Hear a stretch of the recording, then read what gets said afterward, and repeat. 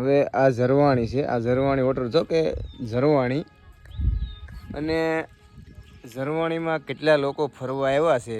Zarwani waterfall જ્યાં લોકો બધા ફરવા આવે છે. અને ઝરવાણી જે છે, ઝરવાણીની ઉપર એક ઘાટી, ઊંચી ઘાટી છે, જ્યાંથી સરદાર વલ્લભભાઈ પટેલનું સ્ટેચ્યુ હાવ સામે જ દેખાય છે. નદી પણ બધી દેખાય છે. તો ઝરવાણી કોણ કોણ આવ્યા છે? નર્મદા જિલ્લાનું ગામ ઝરવાણી, ગુરુડેશ્વર તાલુકો ઝરવાણી ગામ છે. અહીંયા કોણ કોણ આવ્યું છે તો કોમેન્ટ કરજો.